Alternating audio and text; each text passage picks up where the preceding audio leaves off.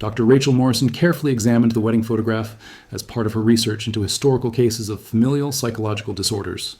The image, discovered in the Virginia Historical Society archives, depicted what appeared to be the ideal American wedding of the Edwardian era. The photograph had been donated along with other family documents by the estate of the late Catherine Bennett, who had died without heirs in 1987.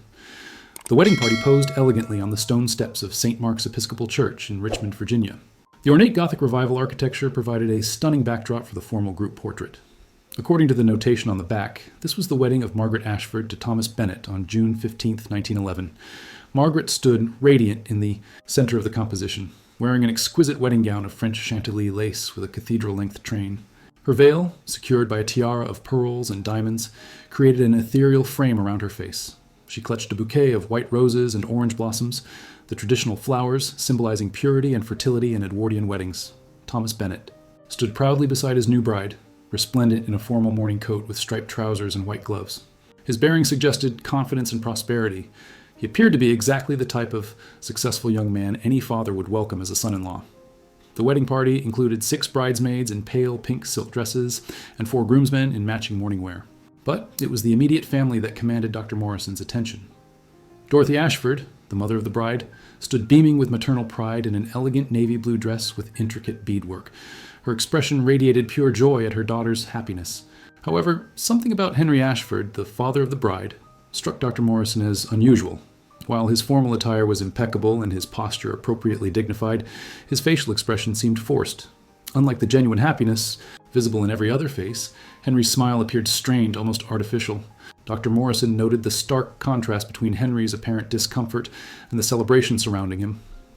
In an era when fathers typically displayed obvious pride in their daughters' advantageous marriages, Henry Ashford seemed more like a man attending a funeral than a wedding. She decided to examine the photograph more closely using digital enhancement techniques. In her laboratory at Virginia Commonwealth University, Dr. Morrison scanned the wedding photograph at ultra-high resolution. Her research into historical psychological disorders often required examining period photographs for subtle clues about family dynamics and mental health issues that contemporary observers might have missed or deliberately ignored. As the digital image appeared on her monitor, Dr. Morrison began her systematic analysis. She zoomed in on each member of the wedding party, looking for signs of stress, discomfort, or unusual behavior that might indicate underlying family tensions. The bride and groom appeared genuinely happy, their body language suggesting mutual affection and excitement about their new life together. The wedding party members displayed the typical mix of joy and formality expected at such an important social event. But when Dr. Morrison focused on Henry Ashford, she noticed several troubling details. His eyes, while directed toward the camera, seemed unfocused and distant. More significantly, his right hand, partially concealed by his formal coat, appeared to be gripping something small and cylindrical. Dr. Morrison enhanced the image contrast and adjusted the brightness levels to reveal maximum detail. Slowly, the object in Henry's hand became clearer. It appeared to be a small glass vial or bottle, roughly the size of a medicine bottle but more delicate in construction. The positioning of Henry's hand suggested he was deliberately concealing the object while maintaining the appearance of a natural pose. His thumb was positioned over what appeared to be a cork or stopper, and his fingers curved around the vials, body in a way that would allow quick access while keeping it hidden from other wedding guests. Dr. Morrison's experience with historical crime research immediately raised alarm bells. Small glass vials were commonly used in the early 20th century for storing concentrated chemicals, medicines, or poisons. The deliberate concealment of such an object during his daughter's wedding suggested Henry had brought something to the ceremony that he intended to use without detection. She began searching historical records for any information about the Ashford family, particularly focusing on Henry's background and any unusual events surrounding Margaret's wedding day. Dr. Morrison's research into Henry Ashford's background revealed a successful but troubled businessman with access to dangerous substances. City directories and business records from Richmond showed that Henry owned Ashford Chemical Works, a company that manufactured industrial cleaning solutions, metal treatments, and photographic chemicals for the growing photography industry. The business had been established in 1895, and by 1911 had become one of Richmond's most profitable chemical manufacturing companies. Henry's factory produced a wide range of products, including several that contained highly toxic substances like cyanide compounds used in metal plating and photography development. More disturbing was what Dr. Morrison discovered about Henry's personality and relationship with his daughter through contemporary accounts. Social columns from Richmond newspapers painted a picture of an unusually possessive father who had been reluctant to allow Margaret to participate in normal social activities for young women of her class. A 1909 article in the Richmond Social Register noted that Margaret Ashford, then 19, had been notably absent from the debutante season despite her family's prominent social position. Friends quoted in the article mentioned that Henry had been extraordinarily protective of his daughter and had discouraged potential suitors. Dr. Morrison found correspondence in the Virginia Historical Society archives between Dorothy Ashford and her sister in Baltimore, discussing Henry's behavior regarding Margaret's courtship. In a letter dated March 1910, Dorothy had written, "Henry continues to find fault with every young man who shows interest in Margaret. His criticism grows more intense and unreasonable with each passing month. I fear his attachment to our daughter has become unhealthy." Another letter from October 1910 revealed more concerning details. Margaret has again been forbidden to attend social functions where she might encounter eligible young men. Henry claims he is protecting her from fortune hunters and scoundrels, but I suspect his motives are more complex and troubling than he admits. The letters suggested that Henry's opposition to Margaret's marriage was not based on reasonable parental concern, but on an obsessive desire to prevent any man from taking his daughter away from him. Dr. Morrison realized she was investigating a case of pathological parental control that had escalated to potentially murderous intent. Dr. Morrison's investigation into Margaret and Thomas's courtship revealed the extent of Henry's desperate attempts to prevent their marriage. Through personal correspondence, diary entries, and social records, she uncovered a pattern of increasingly aggressive interference by Henry in his daughter's romantic life. Thomas Bennett had first met Margaret at a church social in September 1910. He was an ambitious young lawyer from a respected Richmond family, with excellent prospects and impeccable social credentials. By all accounts, he should have been exactly the type of suitor any father would welcome for his daughter. However, Henry's reaction to the courtship had been immediately hostile. Margaret's diary, preserved in the family archives, documented her father's escalating attempts to sabotage the relationship. "Father forbade Thomas from calling on me again," she had written in November 1910. He claims Thomas is unsuitable, though he cannot provide any reasonable explanation for this judgment. Dr. Morrison found evidence that Henry had actively worked to destroy Thomas's reputation in Richmond society. Business records showed that Henry had attempted to interfere with Thomas's law practice by spreading rumors about his financial stability and professional competence. Henry had even approached Thomas's clients, trying to convince them to seek other legal representation. More disturbing were the private investigators' reports that Dr. Morrison discovered in Henry's personal papers. He had hired detectives to follow Thomas, hoping to uncover scandals or improprieties that would justify his opposition to the marriage. The reports, covering 6 months of surveillance, had found nothing more damaging than Thomas's occasional poker games and moderate social drinking. When these tactics failed to end the courtship, Henry had escalated to direct threats. Thomas's own correspondence, found in legal files, included a letter to his law partner, describing a confrontation with Henry in February 1911. "Mr. Ashford approached me outside my office and made it clear that he would use any means necessary to prevent my marriage to Margaret. His manner was so threatening that I have taken the precaution of varying my daily routines." Despite Henry's opposition, Margaret and Thomas had announced their engagement in April 1911.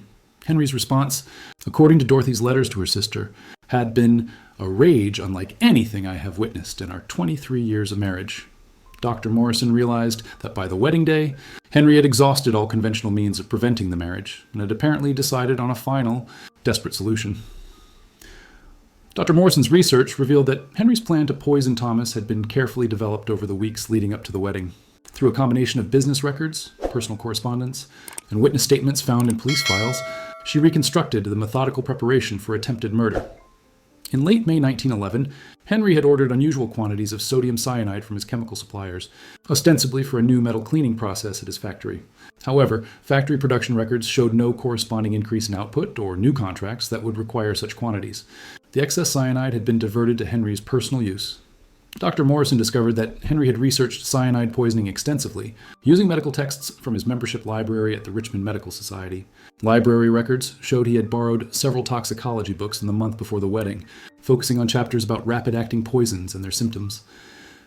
Most chilling was a draft letter Dr. Morrison found in Henry's desk papers, apparently written but never sent to Thomas in early June 1911.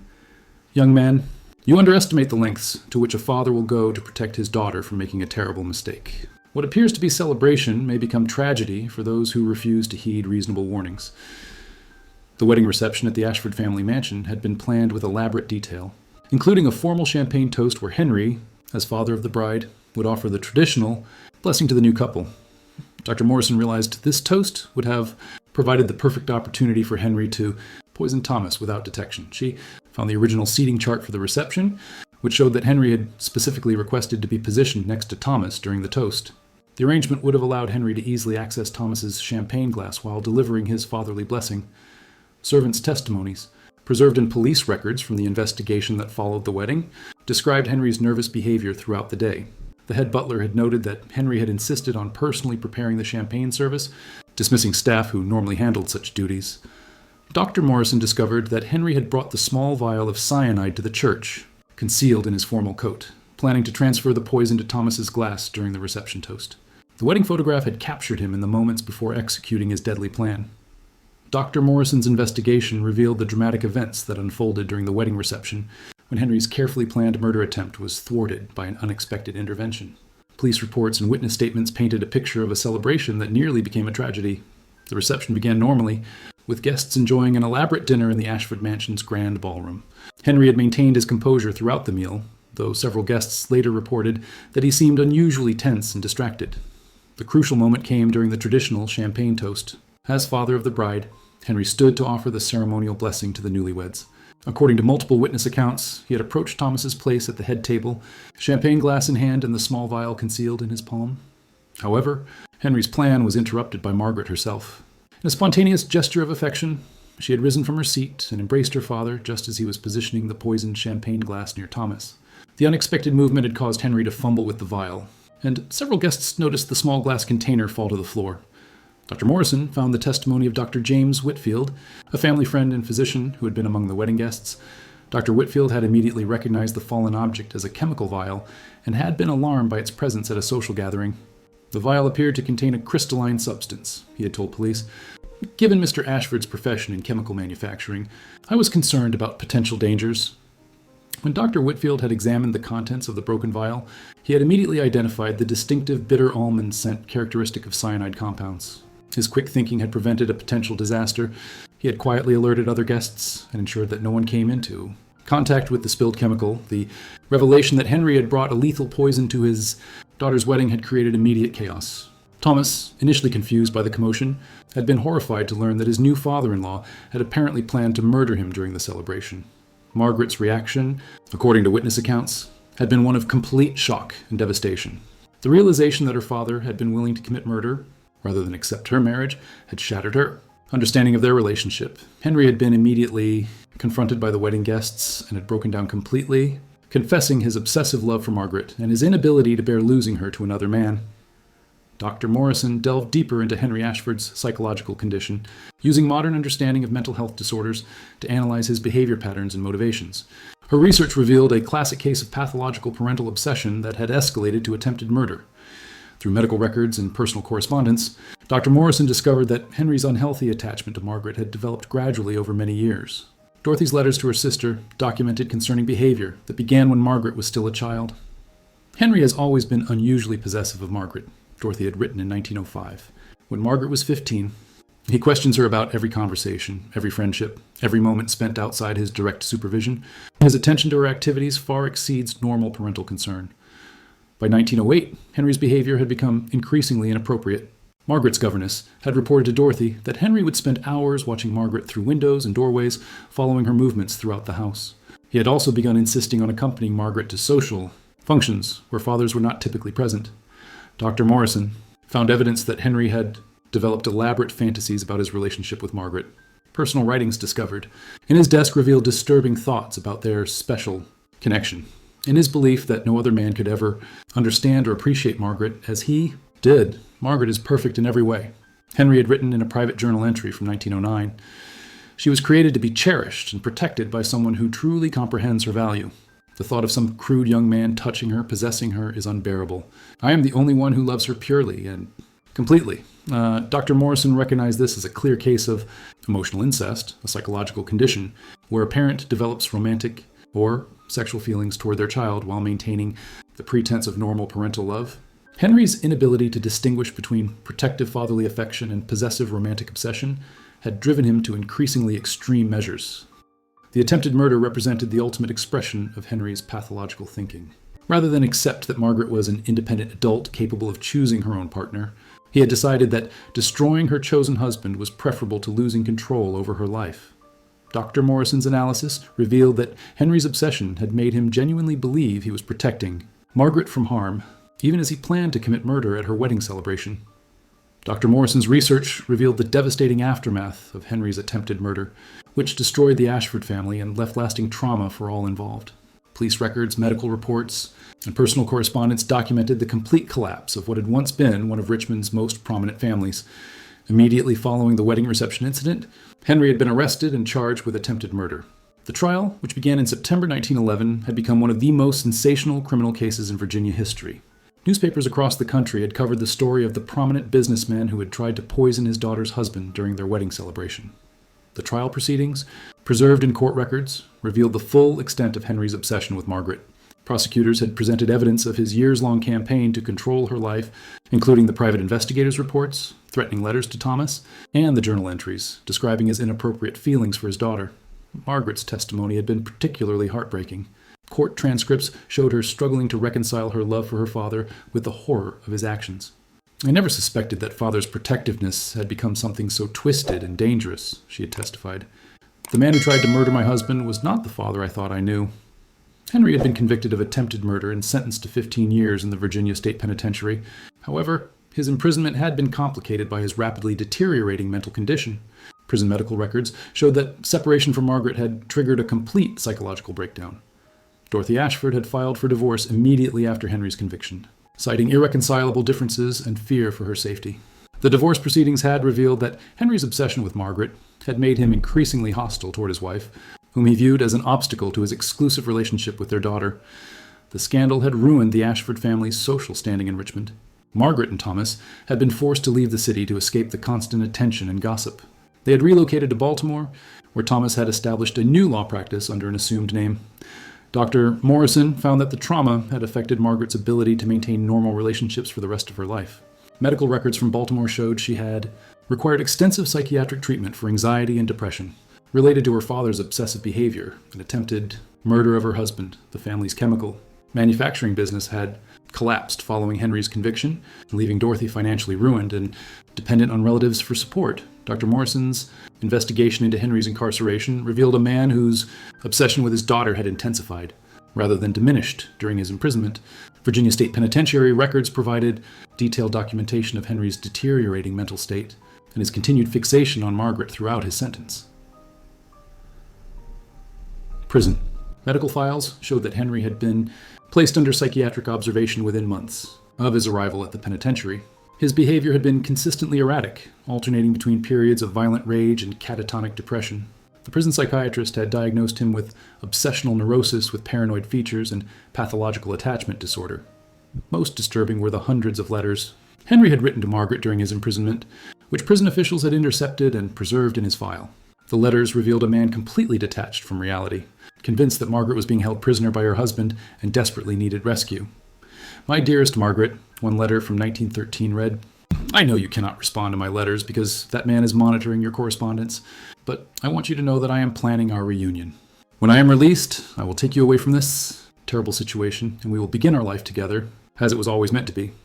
Other letters contained detailed plans for killing Thomas and elaborate fantasies about Henry and Margaret living together without interference from anyone else. Prison psychiatrists had noted that Henry genuinely believed Margaret would welcome his intervention, and that her marriage was merely a temporary obstacle to their true relationship. Dr. Morrison discovered that Henry had attempted escape from prison 3 times, each attempt timed to coincide with significant events in Margaret's life that he had learned about through newspaper accounts. His first escape attempt had occurred when he learned of Margaret's first pregnancy in 1914. Prison records showed that Henry's obsession had consumed his entire existence.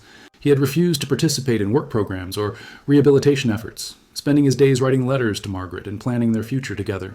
Guards reported that he often spoke to himself, carrying on imaginary conversations with his daughter.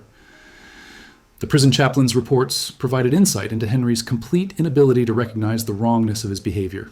"While the prisoner shows no remorse for his attempted murder," the chaplain had written, "he continues to believe that his actions were justified by his love for his daughter and his duty to protect her from an unsuitable marriage." Henry had died in prison in 1924, never having achieved the reconciliation with Margaret that dominated his thoughts for 13 years. Dr. Morrison completed her investigation in 2024, having uncovered one of the most disturbing cases of parental obsession in American criminal history. Her research revealed how Henry Ashford's pathological love for his daughter had escalated from overprotectiveness to attempted murder, leaving a trail of psychological destruction that affected multiple generations. The documentation she had assembled painted a comprehensive picture of how untreated mental illness and societal ignorance about psychological disorders had enabled Henry's obsession to reach murderous proportions. In 1911, concepts of emotional incest and pathological attachment were not understood by medical professionals or legal authorities, allowing Henry's behavior to be dismissed as excessive but understandable paternal concern.